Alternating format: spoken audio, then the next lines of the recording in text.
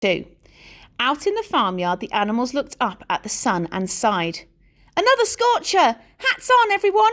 We don't want to get sunstroke, do we? So they all put their hats on, except for Egbert, the greedy goat who had already eaten his. Quality Panama! Diana's done a hat trick!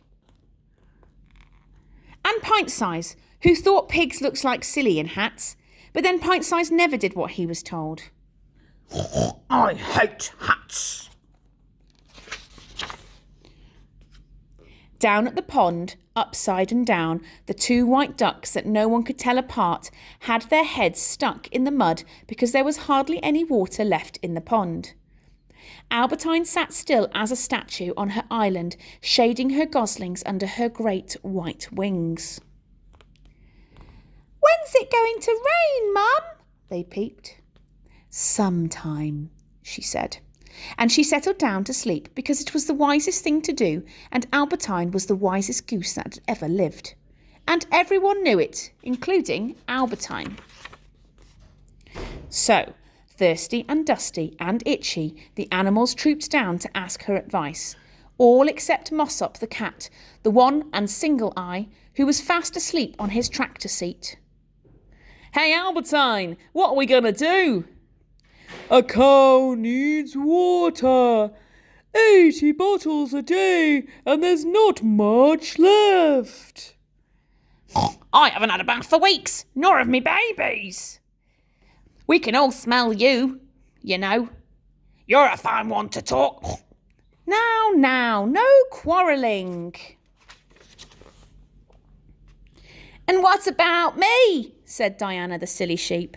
What about you? Said Jigger, the almost always sensible sheepdog. I've forgotten.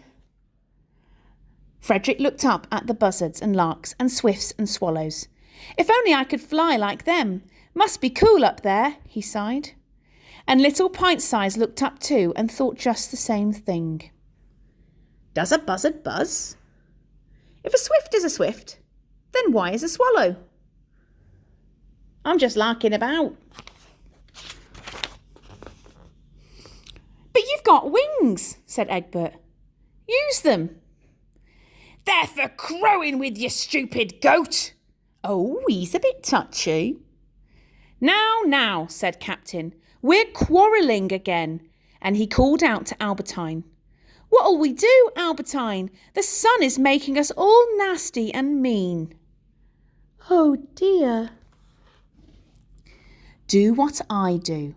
Find a shady place, settle down and sleep.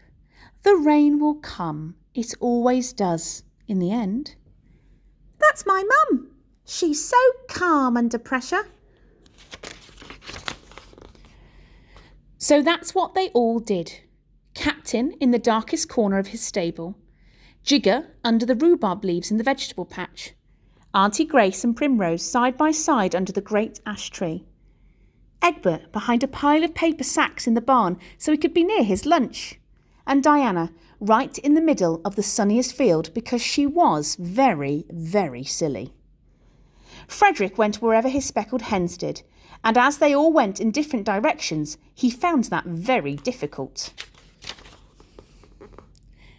While Peggotty and her little pigs, including Pint-Size, crawled into a patch of nettles and lay still. Soon all the animals were fast asleep. Except Pint-Size, who wasn't at all sleepy.